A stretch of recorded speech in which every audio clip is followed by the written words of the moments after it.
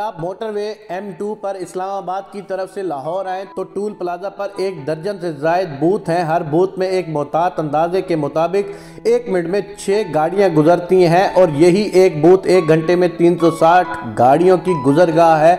इसी तरह 12 अदद बूथ से 4320 गाड़ियां 1 घंटे में गुजरती हैं और 24 घंटों में तकरीबन 1,03,680 गाड़ियां गुजरती हैं।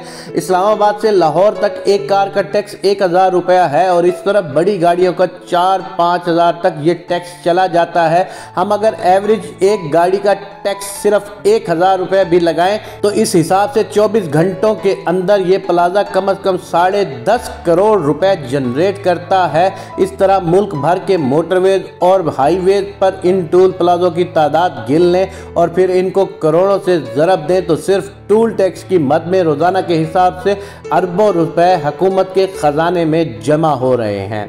आप जिस गाड़ी में सफ़र कर रहे हैं उसमें पेट्रोल की मद में कम से कम 1 लीटर पर 50 रुपये टैक्स काटा जा रहा है। आप हिसाब करें कि रोज़ाना लाखों गैलन के हिसाब से जो पेट्रोल डीजल कंज्यूम हो रहा है उसका टैक्स भी रोज़ाना अरबों रुपए के हिसाब से हुकूमत के ख़जाने में जा रहा है। आप जिस गाड़ी में सफ़र कर रहे हैं उसको जब ख़रीदा जाता है तो जितनी गाड़ी की कीमत होती है उतना ही उस पर सेल टैक्स और कस्टम ड्यूटी भरनी पड़ती है। आप जिस गाड़ी को अपने पास रखते हैं उसकी सालाना एक्साइज ड्यूटी भी अरबों रुपए में जमा होती है। आपके बिजली का बिल अगर 10,000 रुपए है तो असल बिजली की कीमत 3,000 निकालकर बकाया 7,000 रुपए टैक्स है जो माहाना हर कंज्यूमर से काटा जाता है और अरबों के हिसाब से हुकूमत के खजाने में जमा होता है। इसी तरह गैस के बिल पर भी इसी शरह से टैक्स लग रहा है और खजाने में जमा हो रहा है। आप एक मेडिकल स्टोर से 300 रुपए की दवाई खरीद रहे हैं, एक मुतात अंदाजे के मुताबिक उस पर तकरीबन 40 से 50 रुपए तक सेल टैक्स है जो कि खजाने में जा रहा है। आप होटल में खाना खा रहे हैं और आपका 5000 बिल आ गया तो उस पर तकरीबन 500 के करीब आपसे टैक्स काटा जाएगा।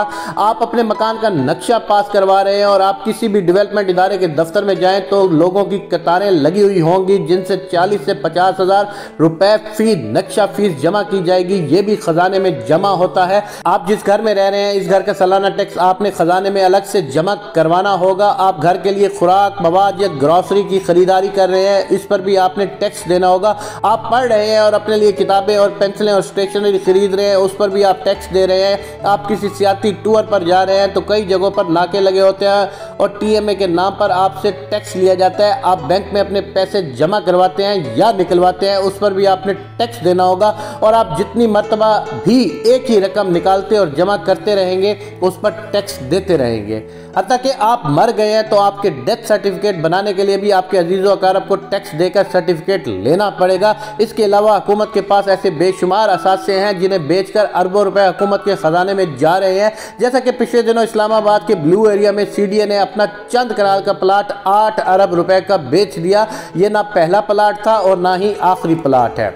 मैं नहीं समझता कि मेरे पास अगर चंद मरले का कमर्शियल प्लाट होता है तो उस एक प्लाट से मेरी ज़िंदगी शानदार गुजरती है बल्कि मेरे आने वाली नस्ल भी उससे भरपूर इस्तेफादा करती है। मेरे पास अगर छोटा सा कारखाना हो तो हमारी अगली नस्लें इससे फ़ायदा उठाती हैं। एक ट्रांसपोर्टर के पास एक आध बस या ट्रक होता है तो उसकी पूरी फैमिली की कफालत उससे होती है। मगर सवाल ये है कि जिस मुल्क में अरबों खरबों के टैक्स रोज़ाना की बुनियाद पर इकट्ठे हो रहे हैं वो क्यों मफलूकुल हाल है और दुनिया के सामने हाथ फैला रहा है। अब तो हुक्मरानों से हिसाब करना होगा और हर शहरी ने उठना होगा। सियासी जमातें बेशक कुछ भी ना करें मगर हमने इस मुल्क को बचाना है और अपने मुल्क के लिए हमने ही सोचना है।